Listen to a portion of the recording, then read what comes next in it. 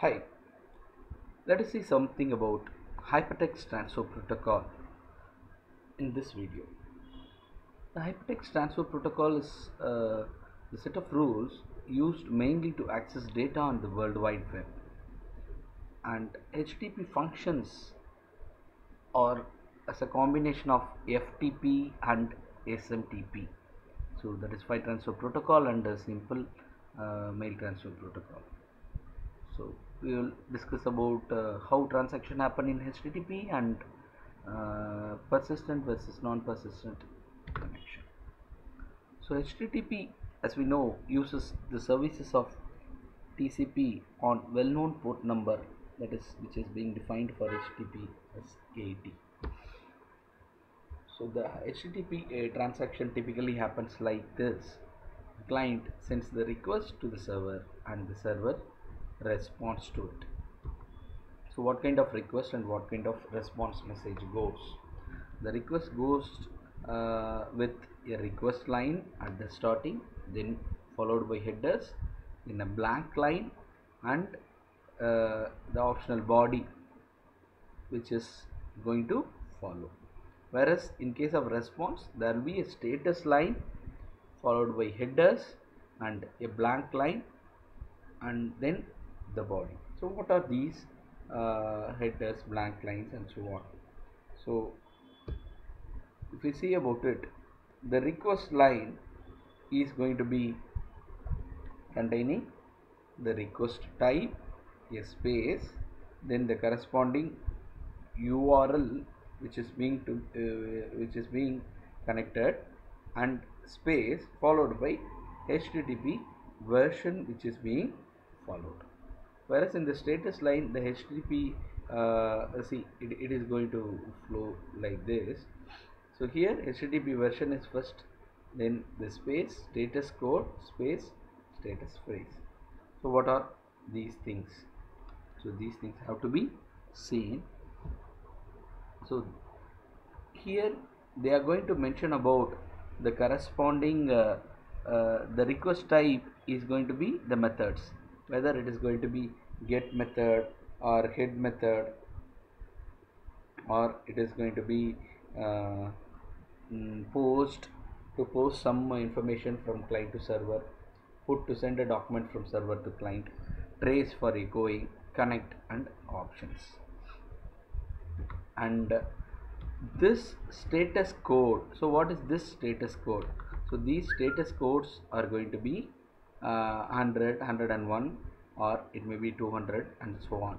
So if it is going to be some informational status code, then it may be continue asking to continue with the request or switching.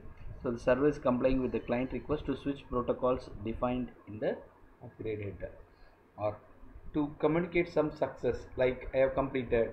So this will be intimated by 200 is for OK, 201 is created, 202 denotes it is accepted, and 204 says there is no content in the body, like that. So these status codes will be there, and there are also several other status codes because it is always not successful. There may be redirection status codes, or there may be client error status code, bad request, unauthorized, forbidden. You would have seen several times 403 forbidden error. So that means that the service which you requested from the server is denied.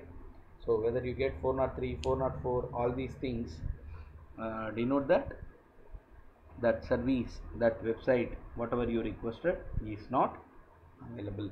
And the server error may be internal server error 500, 501, all these are built-in status codes.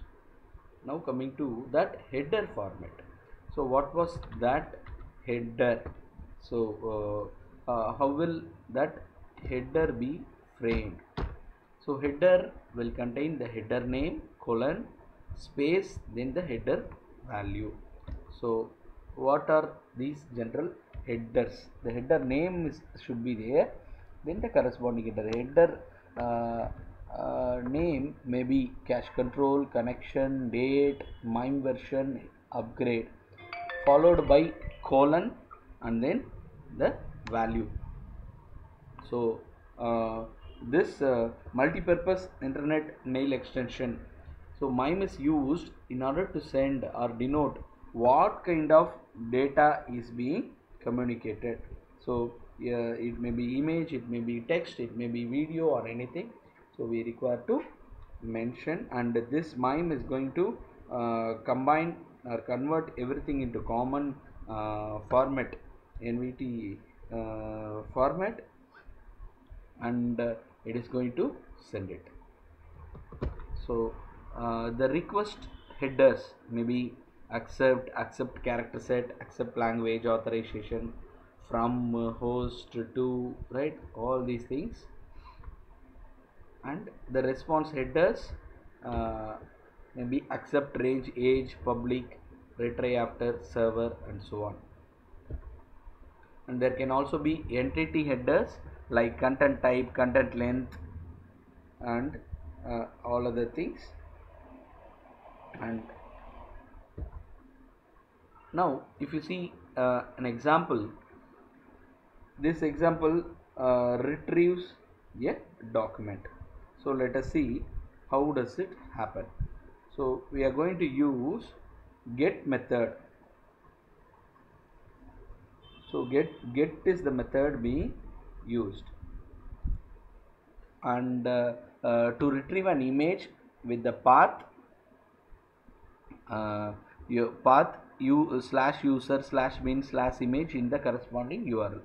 So the request line shows the get method, the URL, and the HTTP version. So this is going to be the example of that one. So request method goes, it contains what? The method name followed by the path, then the HTTP version. That is 1.1. The header has two lines that shows that the client can accept images of GIF or JPG format. So here this is the header heading, colon, space, and then the corresponding content. So it should accept GIF image as well as JPG image. So this is the header content being sent, and the response message contains the status line and 4 lines of header. The status line is first shown, and then 4 lines of header is there. So what does the status line denote? The status line denotes the version first, as we saw, and this is going to be you can see this is going to be the status code, and then status phrase should come. So status code 200, the request is successful. So now the status is successful and it is okay, and the remaining 4 lines are going to denote, the header lines are going to define the date, server, the MIME version, and the length of the document. The body of the document will follow the header. So date, and then the server, and then the MIME version is being shown here, and the length of the content is denoted, so that these many bytes will be read after this one. So this is what is the example of using HTTP. And there is another example. The client wants to send the data to the server. We use the post method.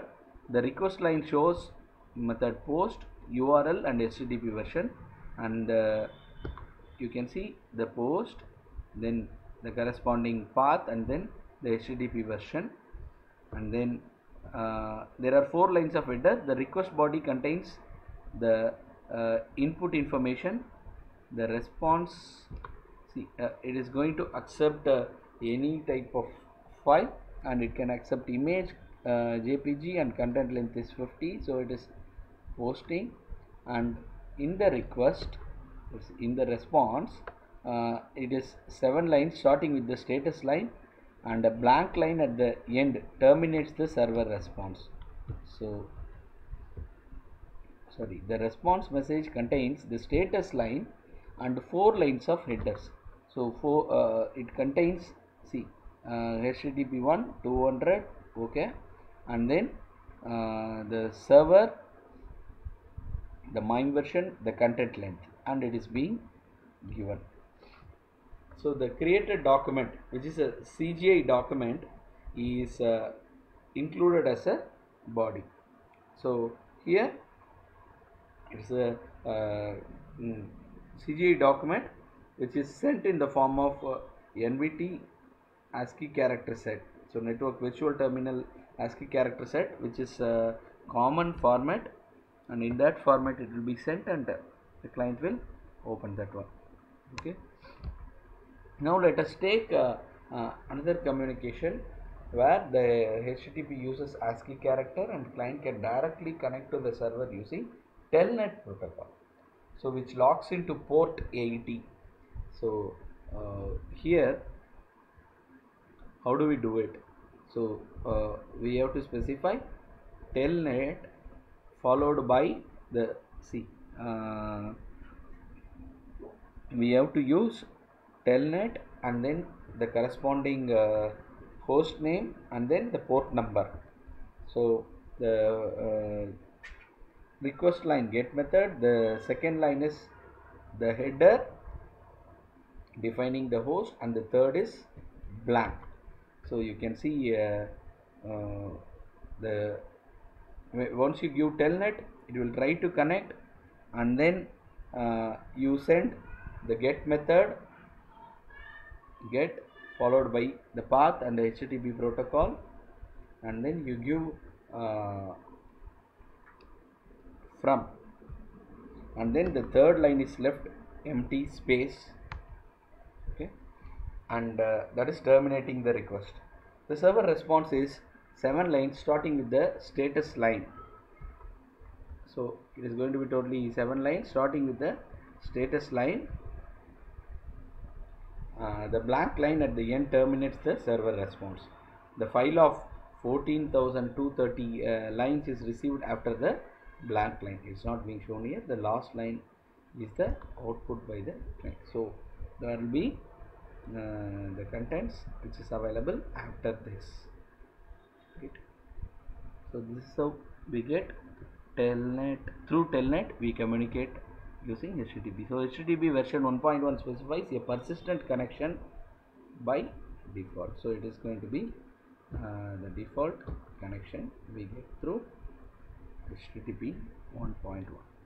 Thank you. We'll see about FTP and other things in the next video.